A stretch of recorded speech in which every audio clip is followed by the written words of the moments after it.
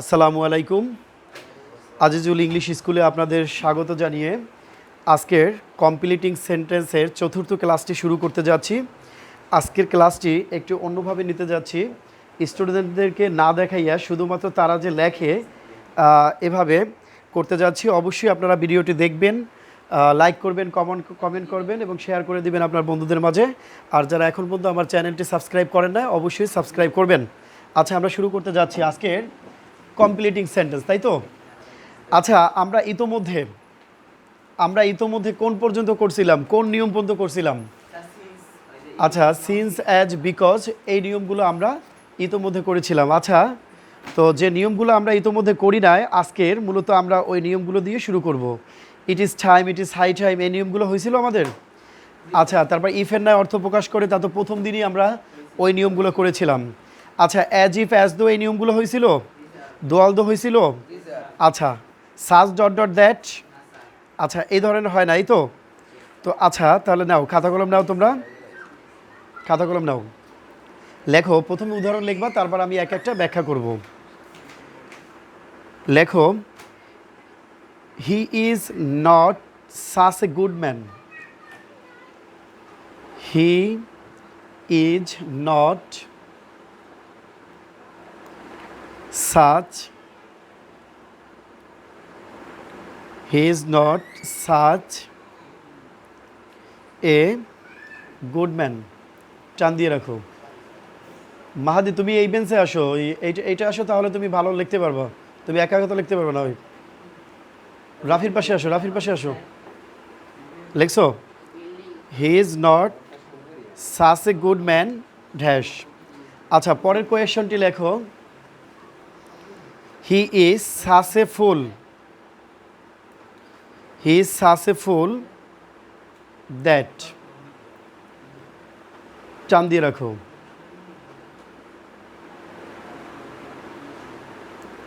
লিখছো, he is such a fool that, টান দিয়ে রাখো। এখন খুব মনোযোগ দিয়ে লিখবা। তোমরা নিচে শুধু একটু লেখো, মানে বিস্তারিত লেখাবো না, শুধু একটু অর্থটা লিখবা। স্ট্রাকচারের মতো বলা যায় না, মানে অর্থ শুধু লেখো। সাজ dot dot S slash that, এমন ডট ডট যে, সাচ, SUCA, সাজ ডট ডট এস স্ল্যাশ বলতে আমরা যেটাকে বলি অথবা, হ্যাঁ, অবলিক দ্যাট, ব্র্যাকেটের মধ্যে লেখো এমন ডট ডট যে, এমন ডট ডট যে। আচ্ছা, তো এখন বিষয়টা হলো, লিখছো তোমরা এমন ডট ডট যে। এখন আমরা একটু নিয়মটা ব্যাখ্যা করি। সাজ ডট ডট দ্যাট, খুব লিসেন টু মি, খুব মনোযোগ দিয়ে শোনো তোমরা। তো সাজ ডট ডট অ্যাজ অথবা দ্যাট যুক্ত কোনো ইনকমপ্লিটকে কমপ্লিট করতে হলে প্রথমে আমাদেরকে সঙ্গতিপূর্ণ সাবজেক্ট নিতে হবে। কি বলছি তোমরা বুঝতে পারছো? কি বলছি বলো তো? সাজ ডট ডট দ্যাট যুক্ত অথবা অ্যাজ যুক্ত কোনো ইনকমপ্লিটকে কমপ্লিট করতে হলে প্রথমে আমাদের সঙ্গতিপূর্ণ কী নিতে হবে? সাবজেক্ট নিতে হবে। সাবজেক্টের পরে আমাদেরকে ভার্ব নিতে হবে, সঙ্গতিপূর্ণ ভার্ব নিতে হবে, এবং অন্যান্য ওয়ার্ড যদি সঙ্গতিপূর্ণ হয় তবে ওই শব্দগুলো নিয়ে আমাদেরকে এই ইনকমপ্লিটকে কমপ্লিট করতে হবে। তোমরা কি আমার কথা বুঝতে পেরেছো? রেসপন্স করো, বুঝতে পেরেছো? আচ্ছা, তাহলে এখানে আমরা আনসারটা কিভাবে লিখতে পারি দেখো। হি is not such a good man, তার মানে সে এমন নয়, মানে এতটা ভালো মানুষ। আমরা কিন্তু দৈনন্দিন জীবনে বলি কিন্তু এভাবে, মানে তুমি যতটা তাকে ভালো ভেবেছো আসলে ততটা ভালো নয়। আমরা বলি না, যতটা তুমি, মানে আঞ্চলিক ভাষা যদি বলি আমরা, বরিশালের ল্যাঙ্গুয়েজ, যে আরে ভাই আপনি যতটা ওরে ভালো মনে করছেন অতটা ভালো না, ওরে যতটা মেধাবী মানে মনে করছেন অতটা মেধাবী না। ওই যে দেখেন অনেকটা সুন্দর, অনেক যতটা সুন্দর মনে করছেন ওইটা না, অত সোনো পাউডার তারপর লিপস্টিক দিয়ে সুন্দর হয়েছে, তাই না? আচ্ছা, একটু আঞ্চলিকতা আমরা বললাম, তাই তো? যেহেতু আমরা বরিশালের মানুষ, হয়তোবা এই ভিডিওটি একসময় অন্যান্য বিভাগের লোকজনও দেখবে, তাই তো? একটু আঞ্চলিকভাবে বললাম। তার মানে তোমরা বুঝতে পেরেছো? বুঝতে পেরেছো তার মানে বিষয়টা কি? আচ্ছা, তাহলে আনসারটা তোমরা কিভাবে লিখতে পারো? He is not such a good man as we thought. কী হবে? অ্যাজ উই থট, আমরা যেমনটি ভেবেছিলাম ওরকমের না আসে। তাহলে আমরা দৈনন্দিন জীবনে বিশেষ করে স্পোকেনের ক্ষেত্রেও আমরা এমনটি কিন্তু ব্যবহার করতে পারি। কথাবার্তা প্রসঙ্গে এমনটি চলে আসে, তখন তোমরা কি ব্যবহার করবা? সাজ ডট ডট অ্যাজ অথবা দ্যাট। মনে থাকবে? আচ্ছা ওকে, পরের কোয়েশ্চেনটা দেখো, পরের প্রশ্নটা, পরের সেন্টেন্সটা, হি ইজ সাকসেসফুল মানে মানে তুমি যতটা চিন্তা করেছিল, চিন্তা করছালা। আচ্ছা মূলত সে মানে যতটা চিন্তা করেছিলা মানে ততটাই, দেখো আমরা বলি না ততটাই বোকা, এরকম আমরা বলি না কথাবার্তা। আসলে তোমার চিন্তা ঠিক আছে, তুমি যা ভাবছিলা সেইটাই। আবার এর পূর্বে আমরা যা ভাবছিলাম সে ততটা ভালো মানুষ নয়। প্রথমটা গেল কি নেগেটিভ, এর পরেরটা আবার কি দেখো আমরা কীভাবে লিখতে পারি? ওয়ালাইকুম আসসালাম। আচ্ছা তাহলে দেখো আনসারটা কীভাবে লিখতে পারি, যে he is successful that I can't imagine. আমরা এভাবে লিখতে পারি, দ্যাট আই ক্যান্ট ইমাজিন, আমি কল্পনাও করতে পারি না, আমি ভাবতেও পারি না সে এতটা বোকা। এই তার মানে কি, সে এতটা বোকা যে আমি ভাবতেও পারি নাই, আমরা বলি না? বুঝতে পেরেছো আমার কথা? তাহলে কি লিখবা তোমরা আনসারটা? He is successful that I can't imagine. অথবা তোমরা ইচ্ছে করলে অন্যভাবে অনেকভাবে নিতে পারবা। বুঝতে পারছো? তোমরা স্ট্রাকচারটা বুঝতে পেরেছো? তার মানে সাজ ডট ডট দ্যাট অথবা অ্যাজ কি অর্থে বসাবা? এমন ডট ডট যে। মনে থাকবে? আচ্ছা ওকে, এর পরের প্রশ্ন আমরা আসি। লেখো অ্যাজ ডট ডট অ্যাজ। লেখো as slash so dot dot as. লিখছো as slash so dot dot as. তোমরা যে ডিগ্রি করছিলে মনে আছে? অ্যাজ ডট ডট অ্যাজের ডিগ্রি করছিলে না? মনে আছে যখন আমরা পজিটিভ করছি অ্যাজ ডট ডট অ্যাজেরও তো সিম্বল ছিল, তো এখানে কিন্তু ওই রকমেরই। তো তার মানে অ্যাজ অথবা সো ডট ডট অ্যাজ তোমরা লিখছো। এইবার লেখো একটু বাংলাটা লেখো, যে কী কী অর্থে আমরা ব্যবহার করতে পারি। যেমন ডট ডট তেমন, কমা কমা দিয়ে লেখো, ব্র্যাকেটের মধ্যে কমা কমা দিয়ে লিখবা। যেমন ডট ডট তেমন কমা। তোমরা কি বোঝো না? এই আমি যা বলছি তোমরা লিখতে পারো না এখন পর্যন্ত? আচ্ছা কি লিখছো? যেমন ডট ডট তেমন কমা, যত ডট ডট তত কমা। মানে কি কি অর্থে বসে? যত ডট ডট তত কমা। লেখো এর ব্র্যাকেট দিয়ে আটকানোর পরে লেখো হাবোধক বা নাবোধক বাক্যে ব্যবহৃত হয়। মানে এই যে এগুলো হাবোধক বা নাবোধক মানে অ্যাফার্মেটিভ অথবা নেগেটিভ বাক্যে ব্যবহৃত হয়। হাবোধক বা নাবোধক বাক্যে ব্যবহৃত হয়। তোমরা লিখতে পারছো? হাবোধক বা নাবোধক বাক্যে ব্যবহৃত হয়। আচ্ছা তোমরা সবাই স্ট্রাকচার লিখতে পারছো? লিখছো? এবার একটু আমরা রিপিট করি। হ্যাঁ, তো এখানে স্ট্রাকচারটা কি, যে সো প্রথমবার কিন্তু তোমরা সো বসাতে পারবা, দ্বিতীয়বারে কিন্তু সো বসানোর কোনো সুযোগ নাই। আমরা পজিটিভ ডিগ্রি যেভাবে করি একই সিস্টেমে। তাহলে এখানে কি হবে? সো অথবা অ্যাজ ডট ডট অ্যাজ কী কী অর্থে বসে? যেমন তেমন অর্থে বসে, যত তত অর্থে বসে। কিন্তু এটা অ্যাফার্মেটিভ এবং নেগেটিভ উভয় ক্ষেত্রেই বসে। মনে থাকবে তোমাদের? অ্যাজ ডট ডট অ্যাজ অথবা সো ডট ডট অ্যাজ যত তত অর্থে বসে, যেমন তেমন অর্থে বসে, অ্যাফার্মেটিভেও বসে আবার নেগেটিভও বসে। কয়েকটা উদাহরণ লিখি তাহলে তোমরা আরও তোমাদের কাছে আরও সহজ মনে হবে। লেখো Imran is as strong.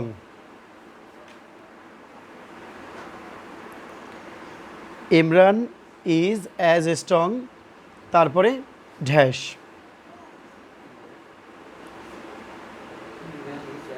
Imran is as strong, তারপরে টার্ম দিয়ে রাখবা। ঠিক আছে, এটাকে আমরা পূর্ণতা দিব কি এই অ্যাজ ডট ডট অ্যাজের স্ট্রাকচার অনুসারে। আচ্ছা এখন আপাতত একটু আনসারটা পরে বলবা না। এরপর লেখো হি এট। হি এট, ATE এট। তোমরা উচ্চারণটা কি বলো? এট। মনে থাকবে তো? হি এট অ্যাজ মাচ অ্যাজ, টান দিয়ে রাখো। হি এট অ্যাজ মাচ অ্যাজ টান দিয়ে রাখো, রাখছো? অ্যাজ মাচ অ্যাজ মানে যতটা সম্ভব, আমরা বলি না একটা কিন্তু ফ্রেজ, অ্যাজ মাচ অ্যাজ যতটা সম্ভব, টান দিয়ে রাখছো? সবাই লিখছো? তুমি লেখো না কেন? লেখো। আচ্ছা, এর পরের কোয়েশ্চেনটা, পরের সেন্টেন্সটা লেখো। She is not so beautiful. She is not so beautiful as. She is not so beautiful as, লিখছো? She is not so beautiful, she is not so beautiful as, লিখতে পেরেছো? আচ্ছা, তাহলে লক্ষ্য করো এখানে আমরা কিভাবে লিখতে পারি আনসারটা। এবার একটু আগে বলছি কি যেমন তেমন অর্থে বসে, যত তত অর্থে বসে, অ্যাফার্মেটিভ এবং নেগেটিভ ক্ষেত্রে। তবে এগুলোর আরেকটা নাম হলো যখন কারো সাথে সিমিলি করতে যায়, মানে তুলনা যখন করে যে এর সাথে এইটা, তাই না? মূলত এই ক্ষেত্রে কিন্তু আমরা এই অ্যাজ ডট ডট অ্যাজ বসাই। বুঝতে পেরেছো? তার মানে লক্ষ্য করো Imran is as a strong, তার মানে আমরা জানি কি অ্যাজ ডট ডট অ্যাজের ফর্মুলায় মাঝে মাঝে তোমরা দেখবা যে অ্যাজ লেখা থাকবে, স্ট্রাকচারে কি থাকবে? অ্যাজ থাকবে, আবার মাঝে মাঝে দেখবা থাকবে না। তো এখন এই যে অ্যাজ, কথা বলবো না, এই যে অ্যাজ ডট ডট অ্যাজের মাঝে কি থাকবে বলো তো? কি থাকবে? অ্যাডজেক্টিভও থাকতে পারে, আবার মাঝে মাঝে অ্যাডভার্বও থাকতে পারে। আমার কথা কি বুঝতে পেরেছো? এই অ্যাজ ডট ডট অ্যাজের মাঝে কি থাকবে? অ্যাডজেক্টিভ না হয় অ্যাডভার্ব, তবে অধিকাংশ ক্ষেত্রে অ্যাডজেক্টিভই থাকে। আমার কথা কি বুঝতে পেরেছো? তাহলে দেখো এই যে স্ট্রং, স্ট্রংটা কি? অ্যাডজেক্টিভ। তাহলে অ্যাজ ডট ডট অ্যাজের মাঝে, তার মানে অ্যাজের পরে যদি তোমরা অ্যাডজেক্টিভ দেখো, তারপরে কি বসাইতে হইবে? তোমাদের অ্যাজ বসাইতে হইবে। এরপরে সঙ্গতিপূর্ণ যদি একটা ওয়ার্ড দিয়ে প্রয়োজন হয়, একটা ওয়ার্ড দিয়ে পূর্ণ করতে হবে। যদি একটা ক্লোজ দিয়ে প্রয়োজন হয়, ক্লোজ তো বুঝো, ক্লোজ হলো ওই যে বৃহত্তর বাক্যের ক্ষুদ্রতম অংশ, সাবজেক্ট থাকবে, প্রেডিকেট থাকবে, তাই তো? তো এভাবে যদি প্রয়োজন একটা ক্লোজ দিয়ে আমাদের পূর্ণ করতে হবে। যদি একটা ফ্রেজ দিয়ে পূর্ণ করার প্রয়োজন হয় সেন্টেন্সের ধরন অনুসারে, অর্থ অনুসারে, তাহলে আমাদের একটা ফ্রেজ দিয়ে পূর্ণ করতে হবে। আমার কথা কি বুঝতে পেরেছো? ফ্রেজ মানে শব্দগুচ্ছ, মানে কয়েকটা শব্দ যার অর্থ হবে একটা, মানে একটা অর্থ আলাদা আলাদা অর্থ না। তো কাজে এখন এখানে লক্ষ্য করো যে ইমরান ইজ অ্যাজ স্ট্রং, তারপর কি বসাবা? অ্যাজ। তাহলে কি তার শক্তিমত্তা কিসের সাথে তুলনা করতে পারো? একটা লায়নের সাথে তুলনা করতে পারো, একটা বাঘের সাথে তুলনা করতে পারো, তাই তো? কি বলে আবার যদি, তাহলে আমরা এভাবে বলতে পারি, তাহলে কি লিখবা? As a tiger. আমরা বিশেষ করে বাঘের সাথেই বেশি তুলনা করি। কি করি? আমাদের বাংলাদেশ টিমকে কি বলি আমরা? টাইগার বলি না? টাইগার। আচ্ছা, তো তাহলে কি হবে আনসারটা? Imran is as strong as a tiger. না বোঝার কেউ আসো? বুঝতে পেরেছো? অনেকটা কিন্তু কমপ্লিটিংয়ের অর্থ নির্ভর, কিছু স্ট্রাকচার আছে, কিন্তু ম্যাক্সিমাম গ্রামারের বিশাল অংশ জুড়েই হলো অর্থ। অর্থ ছাড়া কিন্তু ইংরেজি সম্ভব না। তুমি যদি অর্থ জানো, বুঝে বুঝে লিখতে পারো, তাহলে কিন্তু হয়। অত শত গ্রামারের নিয়ম না হইলেও চলে, অর্থ এবং প্র্যাকটিস তাতেও চলে। কিন্তু আসলে আসলে নিয়ম ছাড়া কিন্তু প্র্যাকটিস আমার মতে অর্থহীন। তোমাকে অর্থও জানতে হবে, নিয়মও জানতে হবে, প্র্যাকটিসও অধিক করতে হবে, তাহলেই সফলতা আসবে এবং ভালো মার্ক তোমরা পাবা। আমি ভালো মার্ক বলতে কিন্তু 98-95 উপর এটাকে মিন করি। এ প্লাস তো তোমরা অনেকেই পাও। আচ্ছা, এইবার আসো, এইবার হি এট অ্যাজ মাচ অ্যাজ, কি সে খাইতে পারে, কি যত পারে খাইতে পারে, তার মানে কি অ্যাজ হি কুড, অথবা অ্যাজ যেহেতু এটা প্রথম অংশ পাস্টে আছে, এই জন্য কিন্তু আমরা এখানে কিন্তু ক্যান দিতে পারবো না। যদি হয়তো হি ইটস, যদি এমনটি থাকতো he eats as much as, তাহলে লিখতা কি হি ক্যান, হি খান। কিন্তু এখানে কি আছে? হি এট, তার মানে পাস্ট ইনডিফিনিট, এই জন্য তোমরা লিখবা কি হি কুড। বুঝতে পেরেছো? না বুঝলে বলো। কে যত পারতো, অবশ্যই এখন মনে হয় পারে না, আগে পারতো। আছে না এরকমের অনেক লোক যে প্রচুর খাইতে পারতো, এখন পারে না? বুঝতে পেরেছো? অপ্রাসঙ্গিক কথা বলো না। আচ্ছা, এবার আসো, she is not so beautiful. এই she is not so beautiful as, কি হবে? একটা তোমরা সিমিলি করো কারোর সাথে, কোনো একটা পশুর সাথে। ও বাবা, অ্যাজ কি ও যেটা বললো, যে দীপিকার কথা বললো, আবার কি ঐশ্বরিয়ার কথাও বলতে পারো। আবার কি ধরো একটা আমরা পশু পাখির সাথে তুলনা করতে পারি, ময়ূর। এই তাহলে কি পিকক, পিকক আমরা এভাবে কিন্তু তৈরি সিমিলি করতে পারি। তুমি যেটা বলেছো যে she is not so beautiful, ওই যে দীপিকার কথা বলছো তোমারটা কিন্তু হয়েছে, কোনো সমস্যা নাই। আচ্ছা তারপর যদি ক্যাটরিনের কথা বলো তাও কিন্তু হবে, বা অন্য অন্য যারা আছে তাদের সাথেও যদি বলো তাও কিন্তু চলে। এই আচ্ছা তাহলে কি হবে এখানে, তোমরা যেমন ময়ূর তো অনেক সুন্দর তাই না, তোমরা তাহলে এটাও বলতে পারো যে peacock, PEACOCK, as a peacock.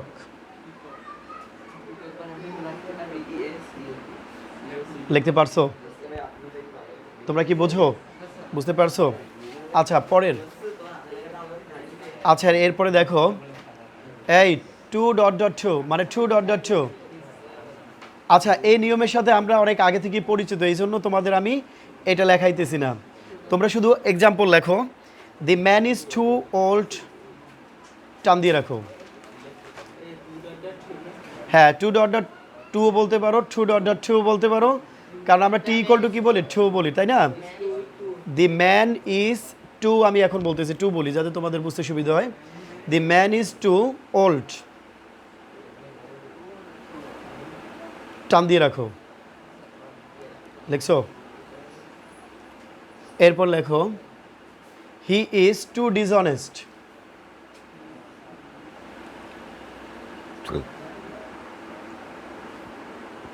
He is TOO, he is too dishonest. লিখতে পারছো? আচ্ছা টান দিয়ে রাখো, হি ইজ টু ডিসঅনেস্ট। আচ্ছা এরপরে লেখো you are too short, you are TOO short, টান দিয়ে রাখো, ইউ আর টু শর্ট, টান দিয়ে রাখছো?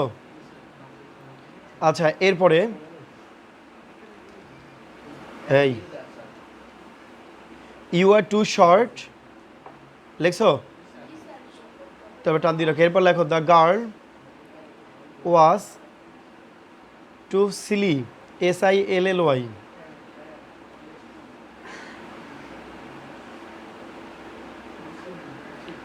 আচ্ছা ঝ্যাস। আচ্ছা এইবার লক্ষ্য করো 2.2, আমি একটু আগে তোমাদের কি বলেছি 2.2 তাই তো। এখন এই যে ডট ডট, এই ডট ডটের মাঝে হয় থাকবে অ্যাডজেক্টিভ, না হয় থাকবে অ্যাডভার্ব, তবে অধিকাংশ ক্ষেত্রে অ্যাডজেক্টিভই থাকে, মনে থাকবে। তাহলে এই 2.2 মানে দেখা যাবে 2 থাকবে না, আবার থাকতেও পারে।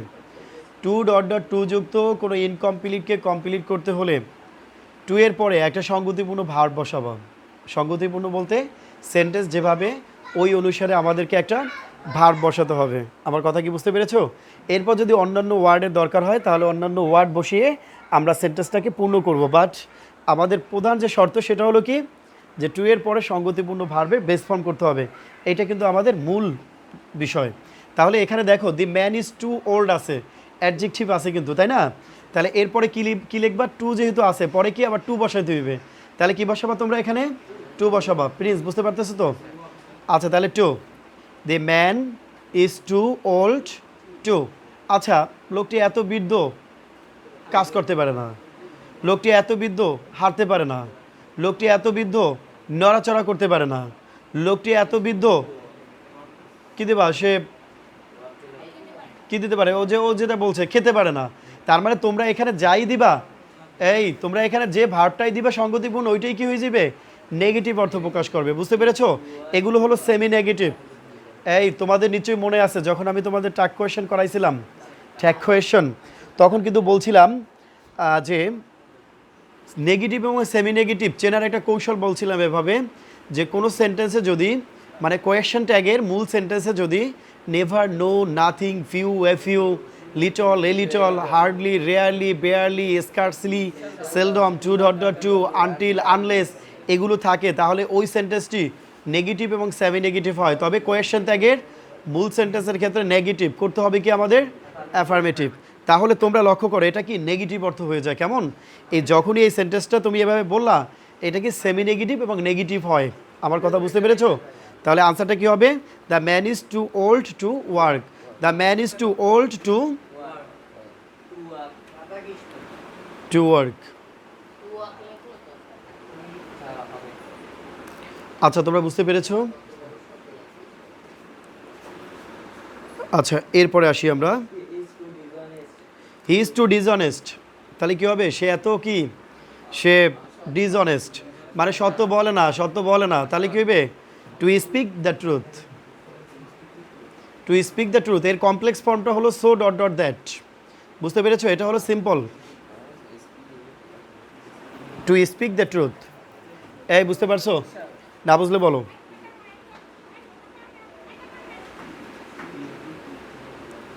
আচ্ছা, এরপরে কি আছে?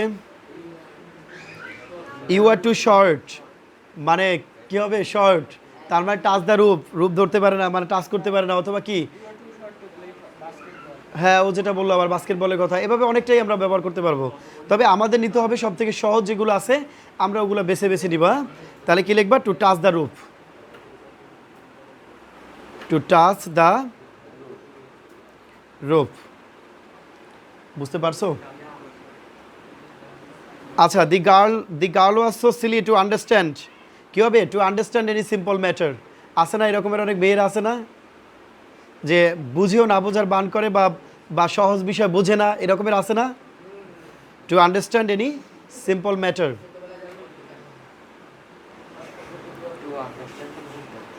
Two understand, UNDERSTAND, understand any simple matter.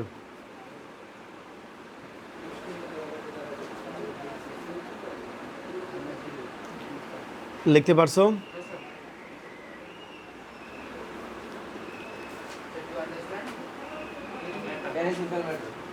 আচ্ছা, এরপরে লেখো the load is too heavy,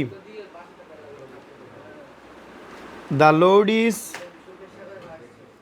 two heavy, খবরদার কেউ কথা বলবো না, এতক্ষণই ছিল এই জন্য কথা শুনে নেয়। আচ্ছা, the load is too heavy for me dash, টান দিয়ে রাখো। The load is too heavy for me, টান দিয়ে রাখো, টান দিয়ে রাখছো।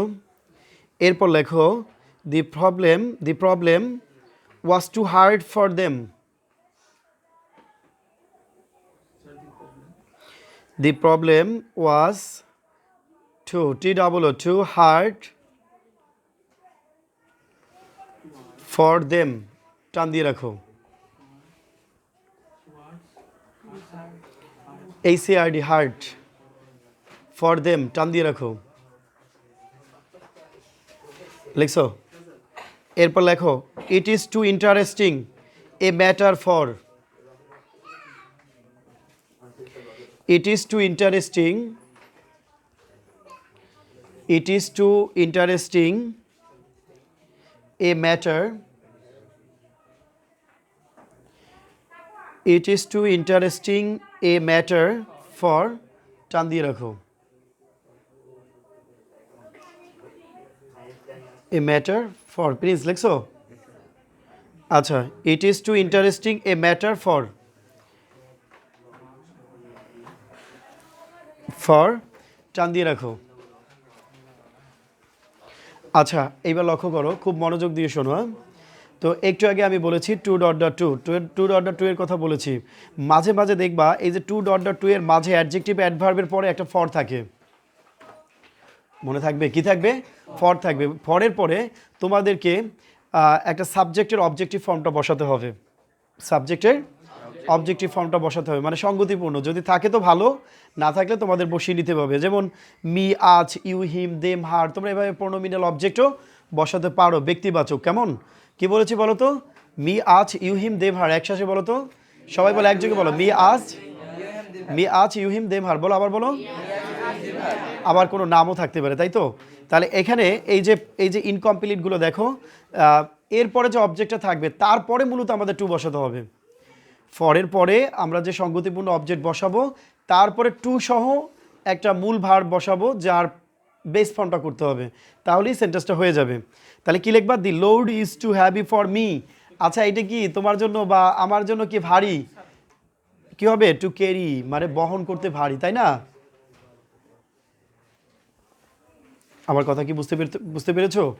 মানে অর্থটা দাঁড়ালো কি, যে এই যে লোডটা এত ভারী, বহন করা যায় না, তাই না? বহন করতে পারি না। অর্থটা কিন্তু এভাবে নেগেটিভ কিন্তু। আচ্ছা এরপরে কি, the problem was too hard for them, কি হবে? সমস্যাটা এত তাদের জন্য কঠিন, সমাধান করতে পারে না, তাহলে কি হবে? To solve, yes to solve. আর প্রবলেম দেওয়ার দরকার নাই, বড় জোর ইট দিয়ে দিতে পারো, টু সলভ। বুঝতে পারছো? আচ্ছা এরপর কি, it is too interesting a matter for, তারও কি হবে? আজ দিতে পারো object, it is too interesting a matter for us. Overlook যদি দাও তাহলে কি হয়, যে তুমি এটা অ্যাভয়েড করার তোমার কোনো সুযোগ নাই, মানে ওভারলুক করার কোনো সুযোগ নাই, তাই না? আমরা কিন্তু এভাবে বলি, তাহলে কি হবে? To overlook. আমরা এভাবে আনসারটা লিখতে পারি, ওভারলুক। লিখছো? তোমরা কি এটা বুঝতে পেরেছো? হ্যাঁ, বুঝতে পেরেছো? আচ্ছা এরপরে আর একটা স্ট্রাকচার লেখো, the more dot dot the more, the more dot dot the more,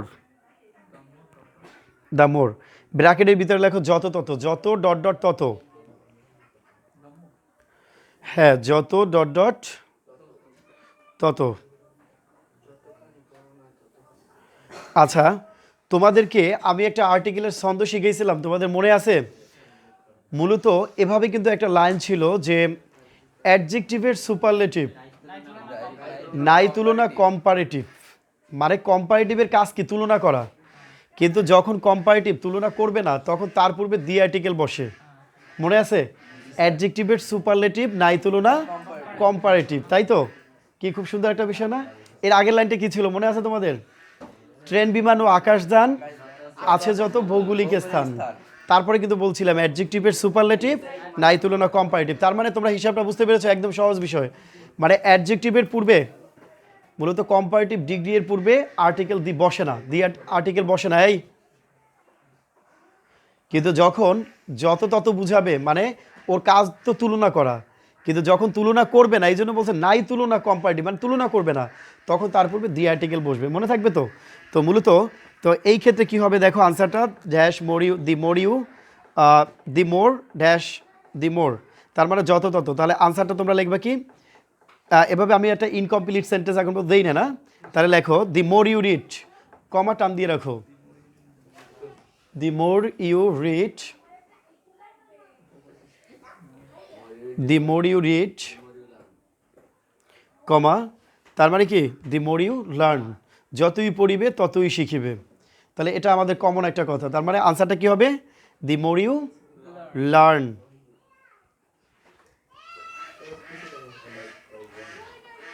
the more you read, the more you learn, the more you learn. আচ্ছা এরপরে আসো, তোমরা কি এটা বুঝতে পারছো? আচ্ছা দি সুনার, দি বেটার, আমরা কিন্তু এভাবে কিন্তু না, এটা তো দি মোর দিয়ে আমরা বলছি, ওটা আবার আলাদাভাবে। এরপর আরেকটা লেখো, not only dot dot but also. এগুলো কিন্তু ছোট ছোট কতগুলো মিনিং, তোমরা ইচ্ছে করলে আমরা যে দৈনন্দিন জীবনে ইংরেজিতে কথা বলি, এই ক্ষেত্রেও কিন্তু আমরা এগুলো ব্যবহার করতে পারি। Not only dot dot but also, কেবল এটি নয় অন্যটিও, মানে যখন তোমার অতিরিক্ত একটা আছে আরও কিছু, বা একটা গুণের অধিকারী সাথে সাথে আরও গুণের অধিকারী, এই ক্ষেত্রে মূলত not only dot dot but also ব্যবহার করা হয়, মানে কেবল এটি নয় অন্যটিও, মানে আধিক্য বুঝাতে। আধিক্য বুঝো? কেবল একটি নয় অন্যটিও, কেবল একটি নয় অন্যটিও, লিখছো? আচ্ছা এবার লেখো তোমরা, he is not only a good student, টান দিয়ে রাখো, হি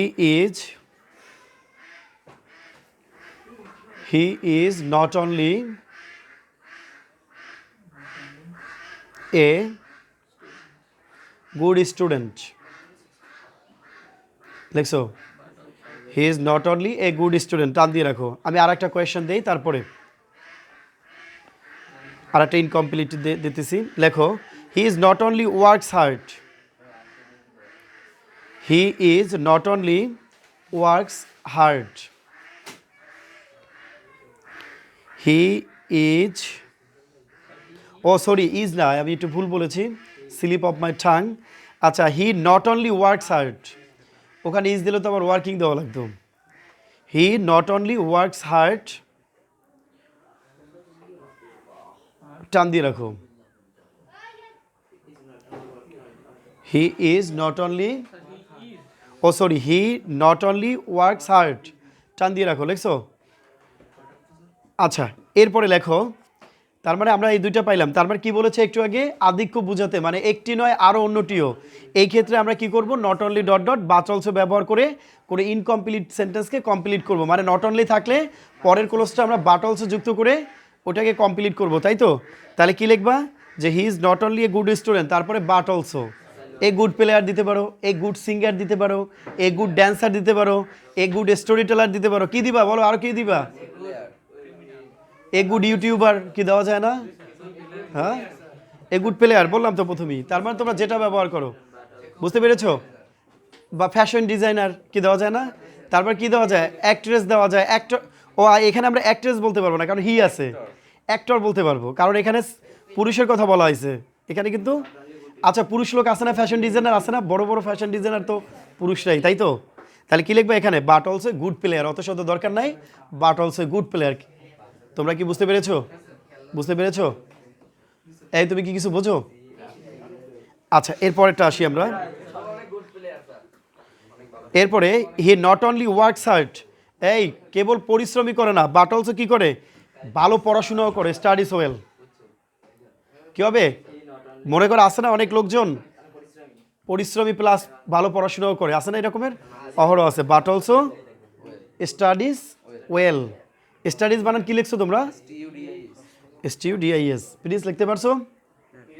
আচ্ছা, এরপরে লেখো, তোমাদের আর একটা উদাহরণ লেখাই শেষ করব। লেখো whether, WACTACR, whether dot dot or not, or তারপরে লেখো নট, অর নট, অর তারপর লিখবা নট, একসাথেই কিন্তু কোনো স্ল্যাশ নাই, কোনো কমা নাই, অর নট। মনে থাকবে, একটু ব্যতিক্রম ব্যতিক্রম মনে হইতেছে। তাহলে কি বললাম এইমাত্র আমি, weather dot dot or not, ব্র্যাকেটের ভিতরে লেখো হোক বা না হোক, ডট ডট করো বা না করো, হোক বা না হোক, ডট ডট করো বা না করো। বুঝতে পেরেছো? মূলত অর্থ অনুসারে আমাদের যাই বলো না কেন, কিছুক্ষণ আগেও আমি বলেছি এই কমপ্লিটিং তো গ্রামারের বিশাল একটা অংশ। এখানে রাইট ফর্ম অফ ভার্বসের নিয়মগুলো আছে, অনেক কিছু আছে, তাই তো? যে কয়ভাবে কমপ্লিটিংয়ে আমরা করতে পারি, প্রথম ক্লাসে আমি তোমাদেরকে বলছিলাম, বিগিনিং ক্লাসে। তো এখানে কি হোক বা না হোক, ডট ডট করো বা না করো। তাহলে কি লিখবা তোমরা, একটা উদাহরণ লেখো, whether you come, whether you come, WACTACR, whether you come or not, টান দিয়ে রাখো। বলে তুমি আসো আর না আসো আমি সেখানে যাবো, এরকম বলি না আমরা? হ্যাঁ, তুমি আসো আর না আসো আমি ঠিকই দাঁড়াই থাকবো জায়গায়। তার মানে ভয়তেও তো অনেকে চলে আসে, তাই তো? তো আমরা কিন্তু দৈনন্দিন জীবনে এরকমের কথাবার্তা বলে থাকি, বাট আমরা ইংরেজিতে বলতে পারি না। দেখো, এটা ব্যবহার করেও কিন্তু তোমরা বলতে পারবা। আসলে গ্রামার ছাড়া কিন্তু বলার, মানে গ্রামারটা ফলো করে বললে কিন্তু ভাষা স্ট্যান্ডার্ডই আসে। ভাষাটা কিন্তু অনেক কিছু, অনেক স্ট্রাকচার, অনেক কিছু সমৃদ্ধ হয়। তার মানে কী হবে, আই মাস্ট গো দেয়ার, আমি সেখানে যাবই। তোমরা কি বুঝতে পেরেছো? তো আজকের এখানেই আমি আমার ভিডিওটি শেষ করছি। আপনারা যারা এখনও আমার চ্যানেলটি সাবস্ক্রাইব করেননি, অবশ্যই সাবস্ক্রাইব করবেন এবং বেল আইকনটি বাজিয়ে রাখবেন। সাথে সাথে ভিডিও পাওয়া মাত্রই, সাথে সাথে ভিডিও ছাড়া মুহূর্তেই সাথে সাথে আপনি ভিডিওতে পেয়ে যাবেন। আল্লাহ হাফেজ, ভালো থাকবেন, সুস্থ থাকবেন।